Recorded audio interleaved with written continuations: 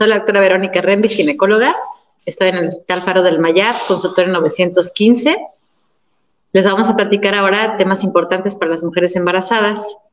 Y vamos a empezar por qué estudios se les piden y cuáles se les piden en cada trimestre, por qué es cada uno, para qué les sirve y por qué es tan necesario gastar en la salud. Hay muchas personas que piensan que los médicos solo hacemos gastar a las pacientes, pero recuerden que la salud no es un gasto, es una inversión, y más si se trata de nuestros hijos. Si nosotros les pedimos estudios y las pacientes no se los toman, no podemos hacer diagnósticos, y si no podemos hacer diagnósticos, no podemos llevar a cabo un embarazo saludable y adecuado. De modo que sí, todos los estudios que les pidan sus médicos, háganselos.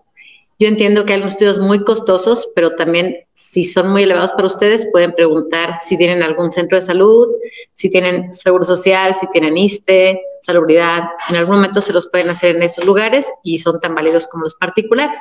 Así no gastan tanto, pero sí háganselos, son muy importantes. Entonces, empezando por primer trimestre. El primer estudio que se hace en los pacientes sin que nadie se los pida es la prueba de embarazo. Y esta se la hacen cuando ya tienen un pequeño retraso menstrual. Cualquier paciente que esté esperando su fecha de menstruación y no ha menstruado, lo más común es que vaya a la farmacia y se compre una prueba de embarazo en orina, que son tan buenas como las de sangre. Entonces, sí ténganles confianza. A partir de que les tocaba menstruar y no han menstruado, se pueden esperar 2 o 3 días y ya son bastante confiables las pruebas de embarazo. No necesitan hacerse la prueba en sangre porque prácticamente solo va a decir positiva o negativa. Hay un estudio en sangre mucho mejor que se llama fracción beta cuantitativa, que esa sí hace la diferencia. La de orina te dice sí o no estás embarazada. La de sangre te dice sí o no estás embarazada, a menos que ustedes pidan la cuantitativa. Que esa sí es un estudio que generalmente pedimos los médicos, especialmente cuando van a su primera cita y no corresponde lo que ustedes nos dicen con lo que nosotros vemos. Por ejemplo, nos dan una fecha de menstruación y no coincide con el tamaño del bebé, o no logramos ver el saco, o no logramos ver el latido cardíaco. Entonces queremos estar seguros del tiempo que tienen ustedes de embarazo. En ese caso nosotros les pedimos un estudio que se llama fracción beta cuantitativa.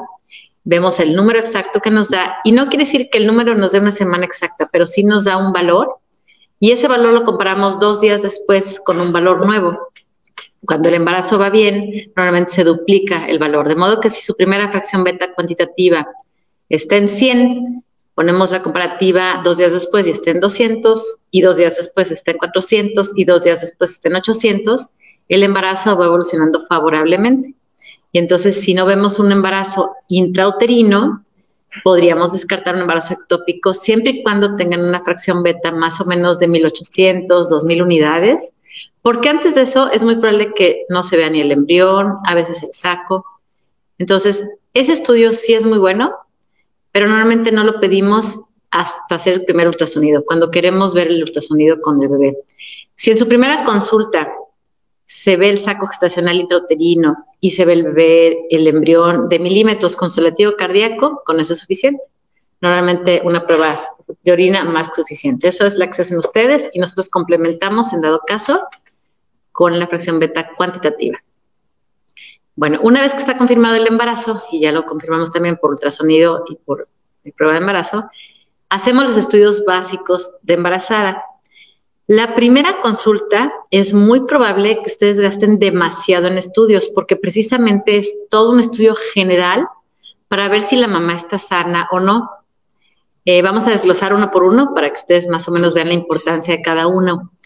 Cuando ustedes suman el total de estudios que les hacemos, tal vez tengan que gastar 2 o 3 mil pesos, puede ser, pero créanme que son estudios muy importantes todos.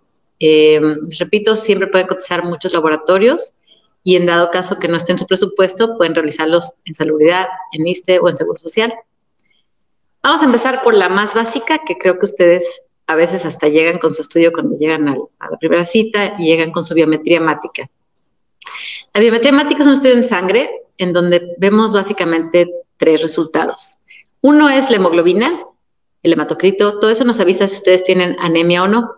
No es lo mismo una paciente que empieza su embarazo bien, sana, saludable, con muy buena alimentación previa y que consuma suficientes frutas, verduras, leguminosas, carnes, proteínas y diario, de modo que su hemoglobina podrá estar en unos 12, 13 o 14, y es una hemoglobina perfecta. Recuerden que la cantidad de hemoglobina también ahí ayuda porque todo el oxígeno viene en los eritrocitos, entonces pasan por la placenta, pasan al bebé, y entre más hemoglobina, pues el bebé se nutre mejor, se oxigena mejor, crece mejor. Por eso es tan importante que se hagan ese estudio. Cuando vemos pacientes anémicas, especialmente cuando hay menos de 10 de hemoglobina, eso sí es peligroso para el bebé porque puede complicarse con una restricción de crecimiento intrauterino, que quiere decir que el bebé, en vez de crecer adecuadamente en todos los ultrasonidos de control que hacemos, vamos viendo que de pronto el bebé se queda más flaquito, más flaquito, más flaquito, y eso puede terminar a veces en algo tan peligroso como la muerte. No en la mayoría, afortunadamente, pero es uno de los riesgos de la restricción de crecimiento.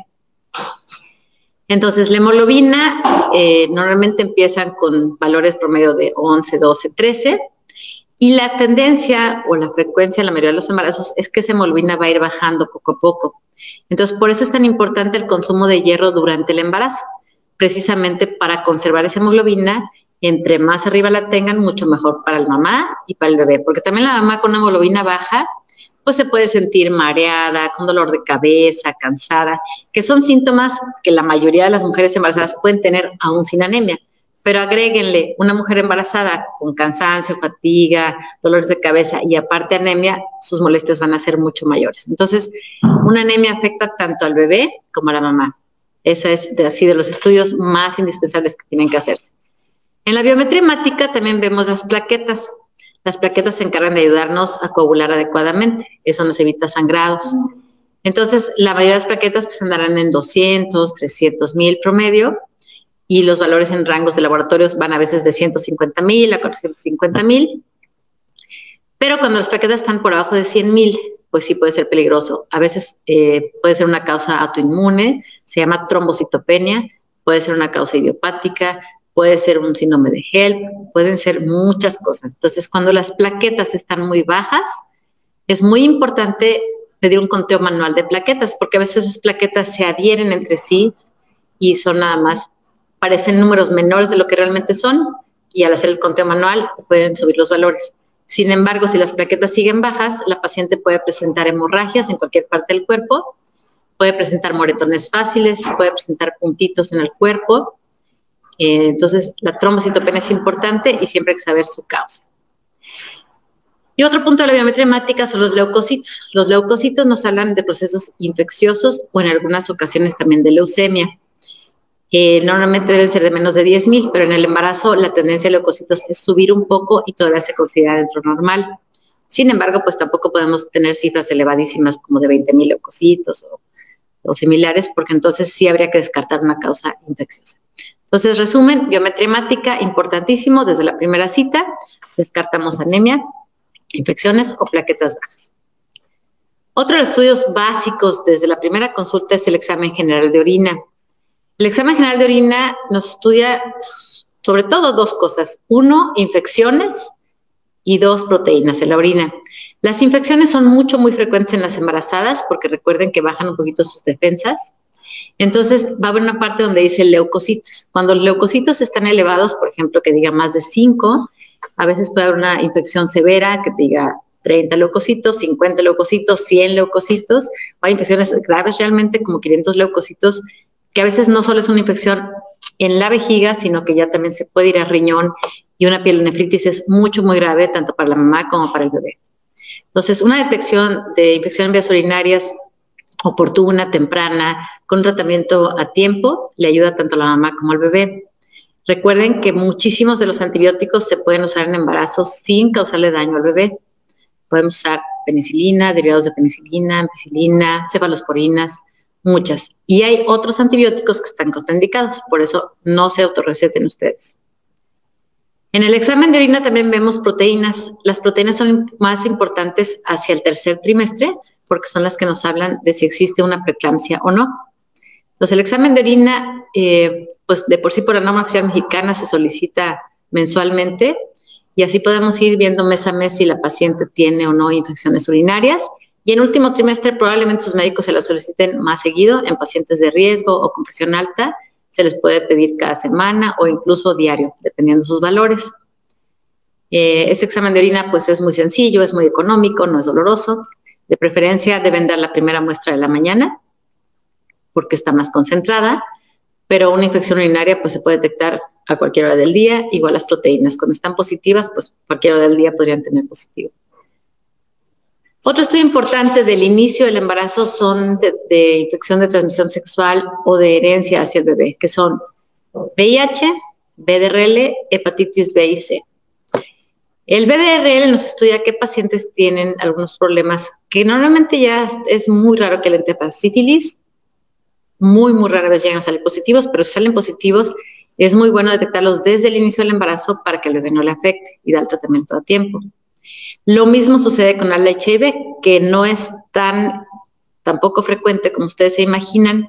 Desafortunadamente hay muchas pacientes asintomáticas completamente que no saben que tienen HIV y ya sea en sus estudios de los prematrimoniales que les piden a veces HIV y grupo de sangre, o bien en sus estudios de embarazo de primera vez sale un positivo para HIV.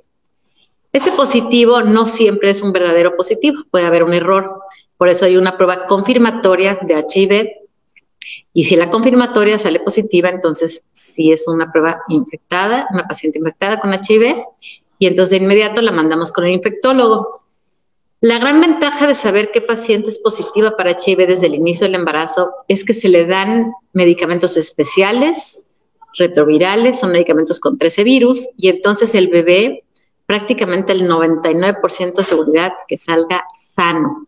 Es muy raro que un bebito salga con HIV positivo, aun cuando la mamá y el papá estén infectados de HIV, si se le dio tratamiento a tiempo. Entonces, por eso la importancia del HIV desde la primera cita. Hepatitis B y C, pues son delicados. A veces la paciente sí sabe que tiene el diagnóstico, a veces no lo sabe. Entonces, también son estudios que se pueden solicitar desde la primera cita. Todos estos sí son un poquito más costosos, son en sangre, pero tienen esas ventajas. Si se diagnostica a tiempo, se trata a tiempo y el bebé pues no tiene esas secuelas. Hay estudios, más o menos se pueden usar, por ejemplo, TP y TPT, que son los tiempos de coagulación. Se usan más para tercer trimestre, para pacientes que ya van a su bebé, ya sea por parto o por cesárea, porque eso nos dicen qué tanto riesgo tiene de sangrar la paciente durante el nacimiento. Y podemos estar más alerta para pues alguna transfusión sanguínea, tomar pruebas piloto, estar más al pendiente de los sangrados. Y a veces piden también el primer trimestre porque recuerden que 1 de cada 5 personas puede llegar a tener un aborto espontáneo en el primer trimestre. Y si llega la paciente con una hemorragia fuerte de urgencias, pues ya tenemos sus preparatorios para poder hacer una aspiración, una MEU o un legrado. Otro estudio indispensable y básico del primer trimestre es el grupo IRH. La mayoría de las pacientes son positivas, puede ser O positivo, A positivo, AB positivo, pero algunas pacientes tienen un RH negativo. Y antes el RH negativo pues no se había estudiado mucho y entonces algunos bebés se morían. Pero ahora se sabe que solamente con la aplicación de una ampolleta que se llama gamaglobulina o ROGAM, se aplica dentro de las primeras 72 horas del nacimiento cuando la mamá es RH negativo y el bebé es RH positivo. Y con eso defendemos a los siguientes bebés de los siguientes embarazos para que no tengan esta reacción química que hacen toda la combinación de sangre positiva y negativa cuando la mamá es negativa y el bebé es positivo. Entonces se aplica la vacuna o la ampolleta y con eso protegemos a los futuros embarazos. Pues por eso es tan importante saber qué grupo tiene la mamá. Y aparte, pues este es un estudio que no sirve para todo el embarazo porque no va a cambiar su grupo sanguíneo. Y normalmente es un resultado que la mamá sabe, ¿no? Porque con ese nació, con ese ha vivido y con ese va a morir. Entonces, la que ya sabe que es negativo, de una vez se le estudia uno que se llama CUMS indirecto para saber si ya tiene alguna reacción de embarazos previos. La que no sabe que es negativo, bueno, en su siguiente estudio, ya que se comprobó que es negativo, se le pedirá su CUMS. Todos estos son en sangre también. Estudios adicionales, a veces se pueden pedir, a veces no, es el estudio de TORCH, en donde nos estudian varios virus, el toxoplasma, la rubiola, el citomegalovirus y el herpes. Lo ideal es que toda mujer antes de embarazo ya se haya vacunado contra rubiola o bien que ya haya tenido rubiola previamente. Porque la rubiola es de las enfermedades infecciosas por virus más delicadas en el embarazo, causan muchas malformaciones a los bebés, entonces sí es muy importante ese estudio y diagnósticos tempranos con ultrasonido a quienes salgan positivas. Recuerden siempre que para TORCH hay dos vertientes, uno se llama IgG y uno se llama IgM. La M es de los macrófagos y es para infecciones recientes, actuales. Y las IgG son infecciones que se dieron en el pasado, son infecciones de memoria, y aunque ustedes salgan positivas para TORCH en varias de los resultados, mientras sea IgG no hay ningún problema. Cuando es IgM, sí hay que dar un tratamiento específico, ya sea con el infectólogo o con el ginecólogo. El TORCH también estudia toxoplasma, ese se asocia a las heces de los gatos. Entonces siempre les recuerdo, si tienen gatos, lavarse mucho más las manos, lavar mucho más la fruta, la verdura y todo lo que van a comer en crudo. Y de preferencia que manejen las heces otra persona que no sea la embarazada. Pero bueno, así se puede diagnosticar si hay toxoplasma o no. El herpes es muy importante porque pues también a veces salen los genitales y como en el embarazo baja sus defensas, entonces puede haber mucho más lesiones en vulva, muchas vesículas. Entonces también se pueden usar algunos retrovirales para no afectar a la mamá y que no esté con muchas molestias durante el embarazo del herpes. Hay un estudio que se llaman anticuerpos anticardiolipinas. Ese no lo pedimos de rutina a todo mundo, se piden pacientes que ya han tenido pérdidas antes, por ejemplo, pacientes que han tenido varios abortos, pacientes que tuvieron una muerte fetal, ya sea un óbito de término o una pérdida de segundo trimestre, que pues no es lo más común, no habría que saber cuál es la causa, y una de las causas es una enfermedad que se llama síndrome antifosfolípidos. Entonces, cuando están positivos, lo más importante es darles aspirina. La aspirina de dosis bajas, de la aspirina Protex, la Junior, Litacina, todas las chiquitas de 100 o de 90 miligramos, esas también se pueden usar en embarazo. Y podemos usar una dosis de 100 a 150 miligramos diario, especialmente las pacientes que ya tuvieron pérdidas o las que tienen un Doppler positivo. Otro de los estudios que se hacen en embarazo son los estudios de los cultivos. Los cultivos nos hablan de infecciones, ya sea urocultivo para infecciones urinarias o exudado vaginal. Siempre pidan sus cultivos con antibiograma. Cuando se hacen solo urocultivo va a decir qué bacteria está infectándola, pero no nos va a decir qué antibiótico les va a servir. Entonces, los cultivos son importantes desde el primer trimestre porque entonces si existe alguna infección se trata a tiempo. Pero, por ejemplo, si un cultivo me sale con E. coli, que es la infección más común de vías urinarias, y solo me dice qué bacteria existe, no voy a saber si la penicilina le va a servir o no, si la ampicilina le va a servir o no, si es resistente a algún antibiótico o no. En cambio, cuando los piden con antibiograma, el antibiograma nos va a decir esta bacteria le sirve tal antibiótico, a esta bacteria no le sirve tal antibiótico. Y así no hacemos perder el tiempo y el dinero a las pacientes y le damos lo que realmente necesita, lo que realmente le va a servir a su bebé y a ella. Los cultivos, el cultivo de orina, el urocultivo, es una muestra de orina igual que la del examen general de orina, de preferencia también de la primera orina de la mañana. Lo mejor siempre es el chorro medio, es decir, ustedes orinan tantito, luego dan la muestra del chorro medio y luego vuelven a orinar tantito, así no se contamina la orina. Y el exudado vaginal es parecido más o menos a un Papá Nicolau, pero no es así, es con un hisopo como los cotonetes de los oídos. Este hisopo se puede frotar en la vulva, en el periné y se mete hacia la vagina, no le hace daño al bebé, acuérdense que es un hisopo muy delgadito. Y también recuerden que todas las muestras que tomamos en vagina no le hace daño al bebé porque el bebé está adentro del útero, no adentro de la vagina. Y está separado por el cérvix. El cérvix divide la parte que sí vemos por vagina y la parte que no vemos que está dentro del útero. Otra pregunta frecuente es el Papá Nicolau o la citología vaginal, si se puede o no hacer en embarazo. Sí se puede y de hecho debería de hacerse de rutina.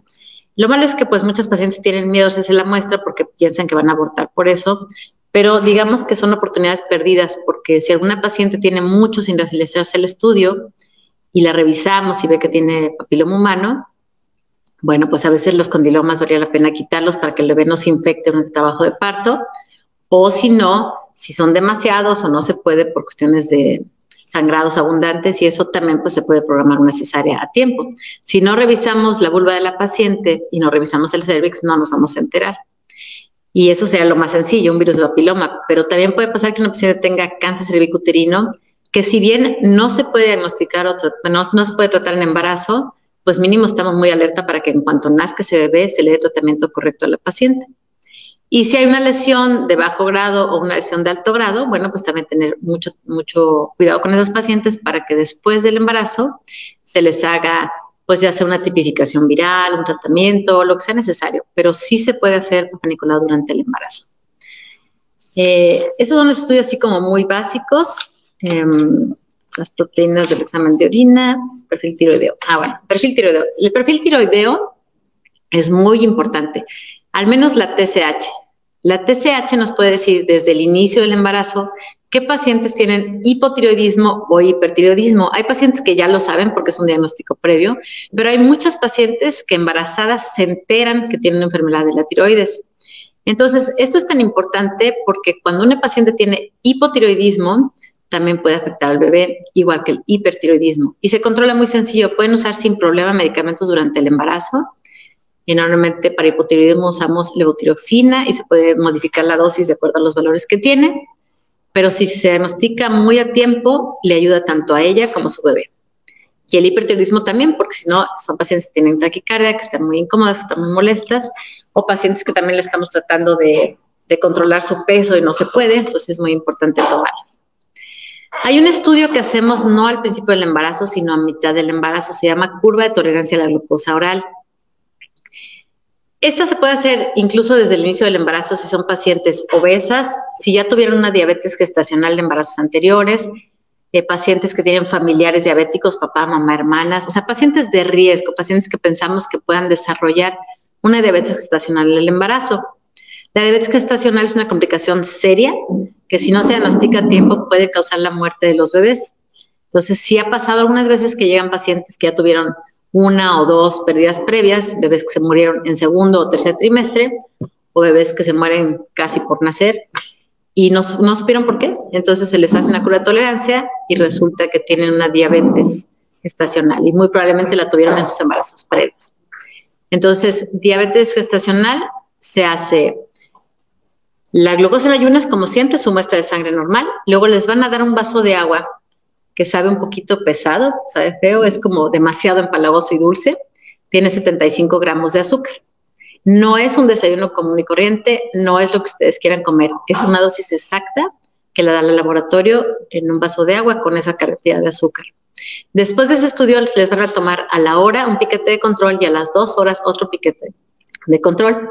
Depende de los valores que salgan, cuando está uno o más valores por arriba de los normales, ya se considera el diagnóstico. Y el tratamiento pues es muy diverso, ¿no? Puede ser desde una muy buena dieta con ejercicio, puede ser a veces metformina, puede ser a veces insulina, mucho depende de cómo salgan sus valores, porque también cuando una hemoglobina glucosilada sale elevada, también nos da mucha sospecha. Entonces, la curva de tolerancia es la que nos sirve para diagnóstico. A veces, desde la primera cita que le pedimos una química sanguínea básica, la glucosa en ayunas sale muy alta, entonces nos hace sospechar y pedimos entonces la hemoglobina glucosilada y la curva de tolerancia. Pero a veces no, pueden ustedes tener su glucosa en ayunas normal y en cambio al hacer la curva ya salir con el diagnóstico de diabetes gestacional. Entonces, por eso, aunque sepa un poquito feo, sí hágansela, es muy importante, muy necesaria. Rutina la podemos hacer semana 24 a 28, pero pacientes de riesgo desde el primer trimestre. Ahora, otro estudio común que hacemos en pacientes de riesgo, con sobrepeso, con obesidad, con papás diabéticos o con diabetes previa, es la hemoglobina glucosilada. Este es un estudio en sangre sencillo, les dan un piquete y con eso tenemos una idea de cómo ha estado los valores de azúcar los últimos 3 meses.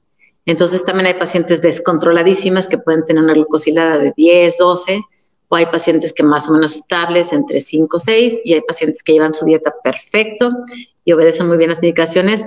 Recuerden que ustedes embarazadas deben tener un compromiso serio con ustedes y con su bebé. Y esto incluye una alimentación balanceada y saludable.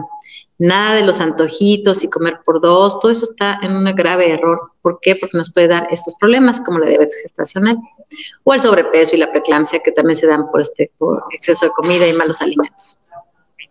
La curva de tolerancia, importantísimo. El perfil tiroideo también. Perfil de lípidos. Bueno, perfil de lípidos es para pacientes que tienen también sobrepeso, obesidad, que están subiendo demasiado en las consultas y todo. El perfil de lípidos tal vez no se pida tanto de rutina, pero como que ya muchos paquetes, cuando ustedes van a los laboratorios, ya muchos paquetes les incluyen el perfil hepático, perfil de lípidos, perfil de todo, ¿no? Cuando piden algún paquete como de embarazo. Entonces, si vienen incluidos, perfecto. Les recuerdo también que durante el embarazo es muy normal y muy común que suban un poquito los valores de colesterol y triglicéridos, pero me refiero a un poquito, no pueden estar al doble o al triple de los valores normales. Entonces, cuando se haga un estudio de perfil de lípidos, es bueno hacerse no solo el de colesterol y triglicéridos, sino saber qué colesterol está elevado y qué colesterol no. El colesterol de baja densidad es el que nos da más problemas, el más peligroso, entonces siempre desglosar el perfil de lípidos completo. Y ese estudio, pues depende de qué tan altos estén los valores, se podrá corregir con una muy buena dieta y un buen ejercicio. Difícilmente podemos mandar medicamentos durante el embarazo para bajar los valores de colesterol y triglicéridos. El tamizaje de estreptococo. Bueno, el tamizaje de estreptococo es un cultivo especial que normalmente pedimos a las pacientes que van a tener un parto por ahí de la semana 37 o 38 de embarazo. Y este es un estudio importante porque esta bacteria es sumamente peligrosa para el bebé. Si la mamá lo tiene, es muy sencilla de tratar. Solamente se le da ampicilina o penicilina y con eso se cura. Pero si no se trata a tiempo y el bebé se infecta, realmente son bebitos que se ponen muy graves. Entonces es importante que se los hagan. Creo que en general de los estudios básicos que necesitamos durante el embarazo serían todos esos. Si se puede desde el inicio del embarazo, mucho mejor. A mediados del embarazo podríamos pedir la curva de tolerancia, alguna biometría de control para ver qué tanto va bajando esa hemoglobina. Y por supuesto los preoperatorios antes del nacimiento del bebé, independientemente si es parto o cesárea, una química sanguínea básica, una biometría, los tiempos de coagulación. En la química sanguínea, pues desde un principio vamos a ver también si hubiera una insuficiencia renal, porque siempre revisamos creatinina. También en la química sanguínea viene el ácido úrico, que cuando está en valores normales, pues está bien, y cuando se eleva demasiado, también es un dato de gravedad de una preeclampsia. Entonces, cada estudio de análisis que les pedimos, cada estudio de sangre o de orina que les pedimos, créanme, es muy importante porque nos da mucha información. Es imposible que los médicos hagamos diagnósticos si no tenemos un estudio en que basarnos. La clínica a veces nos da algunos datos, pero realmente el laboratorio nos apoya en muchos otros. Entonces, sí inviertan en sus estudios, sí busquen donde puedan, pero háganse los estudios que les pedimos los médicos, porque de nada sirve que les pidamos las cosas y ustedes no se las hagan porque no hacemos los diagnósticos correctos. Entonces, esto fue relacionado a estudios de sangre y de orina. El de orina se va a pedir muy seguido, lo bueno es que no duele y es económico. Los de sangre no se piden tan seguido, lo más caro siempre va a ser el inicio del embarazo y siempre se individualiza a cada persona de acuerdo a sus antecedentes de otros embarazos previos o sus antecedentes personales, la edad, etcétera, lo que se les va a agregar. Ahora les quiero comentar tantito sobre los otros estudios que se hacen en embarazo, que son los ultrasonidos o ecografías. La más importante de todas es la de primer trimestre, que se hace de la semana 11 a la 13.6. En ese estudio vemos hueso nasal, translucencia nucal, o sea, que tengan presente este hueso y que esta parte de la nuca no esté tan gruesa. Cuando está ausente el hueso y aquí está muy grueso, a veces puede haber síndromes, ya sea el síndrome de Down o algunos otros síndromes. Y cuando está presente y está muy delgadito, lo más probable es un bebé sano. Ahora, en pacientes de alto riesgo, por ejemplo, pacientes de más de 40 o pacientes que ya tuvieron algún bebé previo con alguna malformación, sí se sugiere hacer algo adicional, ya sea el DNA fetal en sangre materna o la biopsia de vellosidades coriales. El DNA en sangre materna es un estudio, como se llama, en sangre, le toman la muestra a la mamá y de ahí separan las células de la mamá y las células del bebé. Y una vez con las células del bebé se puede diagnosticar, no en un 100%, pero sí en un 98, 99%, si el bebé tiene sospecha de algún síndrome o no, y luego ya corroborarlo, ya sea por biopsia de vellosidades o por amniocentesis más adelante. El DNA fetal ya tiene muchos años. No en todos los laboratorios se estudia todos los síndromes, no solo es el síndrome de Down, hay unos más completos y unos menos, pero bueno, con que tengan el básico, que es el más común, está muy bien. Es un estudio costoso, más o menos anda entre 15 y 20 mil pesos, pero bueno, tiene la ventaja que no es nada invasivo, es una muestra en sangre como si hicieran cualquier otro estudio de sangre. Y la otra es la biopsia de vellosidades coriales. Esa sí es invasiva, es meter una pincita, tomar un pedazo de muestra y entonces de ahí se analiza para saber si el bebé tiene algún riesgo o no. Dentro del estudio de ultrasonido primer trimestre, otro dato que se estudia es el Doppler. Con ese vemos las arterias qué tan alteradas o no están. Cuando están normales, teóricamente va a ser un embarazo bueno, saludable.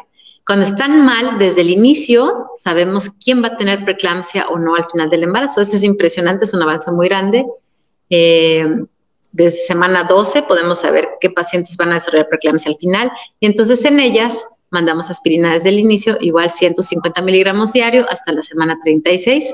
Y con eso reducimos o la aparición de la preeclampsia, que no aparezca tan temprana, o la intensidad de la preeclampsia, que no sea tan agresiva, que no sea una causa de muerte materna. Entonces, por eso es tan importante que se hagan este estudio. Recuerden que los ultrasonidos básicos, básicamente los hacemos todos los ginecólogos en las consultas de cada mes. O sea, es muy raro ya que ahorita un ginecólogo no tenga ultrasonido, pero los ultrasonidos que hacemos en las consultas de rutina son ultrasonidos solamente de rastreo básico. Vemos medidas, vemos peso, vemos líquido amniótico, vemos placenta, pero no vemos detalles finos. Entonces, estos estudios especiales que les estoy diciendo, muy probablemente les cuesten el doble o el triple de lo que les cuesta una consulta normal, con ultrasonido incluido. Pero vale muchísimo la pena, porque de ahí pueden tomar muchas decisiones que le van a favorecer mucho a su bebé. Entonces, sí háganselos, es muy importante. Son 3 básicamente, semana 11 a 13.6, primer trimestre. Luego viene otro que es el de semana 20-24 o 18-24, que es el de segundo trimestre. Ese es un estudio de ultrasonido estructural, en donde se miden todas las estructuras del bebé, se revisa de pies a cabeza que el bebé esté completo, que el bebé tenga todo lo que tenga que tener y anatómicamente que esté bien. Por ejemplo, desde la cara, pues vemos que no tenga labio leporino, paladar hendido, algún problema en su carita. Se ve también cerebro, cerebelo, columna vertebral. Se ve que no tenga problemas de espina bífida. La diferencia es que un bebé camine o no camine si se diagnostica a tiempo, que se puede operar a tiempo intrauterino. O sea, son muchos avances que se logran diagnosticar y tratar si ustedes se hacen los estudios. Se ve que tenga sus 2 brazos, sus 2 piernas, todos los dedos, que tenga sus 2 riñones, que tenga vejiga sana, que tenga estómago bien, o sea, todo el bebé completo. Que el diafragma divida adecuadamente los pulmones de los intestinos, que no tengamos hernia diafragmática, que también se puede operar a tiempo. Entonces, son muchos diagnósticos que en un bebito como de 500, 800 gramos, que son los de semana 20, ya se pueden ver. Eso muy difícilmente se podrá ver en el ultrasonido primer trimestre de semana 12, porque son bebés muy pequeñitos, de unos 5 centímetros. Entonces, no están todavía tan desarrollados. Son bebés pequeños. Entonces, no se pueden detectar todavía. Pero si se hacen los 2 estudios, por ejemplo, malformaciones muy graves sí se pueden ver desde el primer trimestre. Pero la mayoría se puede detectar en segundo. Y cuando son malformaciones muy chiquititas, se diagnostican hasta tercer trimestre, en el último ultrasonido estructural, que va de la semana más o menos 30 a 32. Y también en esos estudios, pues ya verificamos la última inserción de la placenta, saber que esté bien, que esté al fondo, fúndica o lateral, pero ver que no tenga una placenta previa, placenta de inserción baja, que puede darle sangrados a las mamás. Y también en tercer trimestre, pues se revisan las últimas estructuras anatómicas del bebé, tal vez las divisiones cardíacas, si es que no se alcanzaron a ver en el segundo trimestre, tal vez las válvulas, algo que no se haya podido ver, pero corazón es una de las cosas más importantes que se revisan desde el segundo trimestre y es de las malformaciones más importantes que se pueden tratar a tiempo. No es lo mismo que un bebé nazca con un problema de corazón en un hospital que lo tiene todo a un hospital que no cuenta con recursos para un tratamiento adecuado del recién nacido. Entonces, por eso esos 3 ultrasonidos son súper importantes en el embarazo. No los hacen los ginecólogos normales como del día al día, los hacen los ginecólogos que hicieron especialidad en materno-fetal, así se llama medicina materno-fetal, y ellos tienen una preparación muy especial para revisar a los bebitos perfectamente de pies a cabeza. No son los estudios de rutina de sus consultas. Entonces, eso es como que lo más importante que les quiero platicar. A lo mejor otro estudio poco frecuente, pero que sí se puede hacer a veces, es la amniocentesis. La amniocentesis es cuando ya tenemos bastante líquido amniótico, más o menos de la semana 17, 18, 19, 20, ya se puede hacer una amniocentesis. Esa sí es más invasiva. Es cuando se pica el abdomen de la mamá, se saca líquido y se manda a analizar para ver si hay algún síndrome o alguna cromosomopatía. Cada vez está tal vez un poco más en desuso porque pues el DNA fetal está sustituyendo en gran porcentaje el amnio porque no es invasivo. Sin embargo, la mesentesis pues es 100% diagnóstica, cosa que el DNA fetal no. Entonces, pacientes que tienen realmente mucho miedo de que su bebé venga mal o pacientes con los que queremos confirmar algún diagnóstico alterado de DNA fetal, pues la mesentesis es el estudio ideal. Entonces, con esto les doy un panorama general de qué estudios se les van a pedir en su embarazo y para qué se usa cada uno, tanto de orina, de sangre, ultrasonidos y estudios agregados para el bebé. Espero que este video haya sido de utilidad para todos ustedes y lo puedan compartir. Suscríbanse al canal, aquí vamos a estar constantemente metiendo videos de ginecología y en la descripción pueden ustedes encontrar los teléfonos de citas, así como los links de nuestras redes sociales y nuestra página web.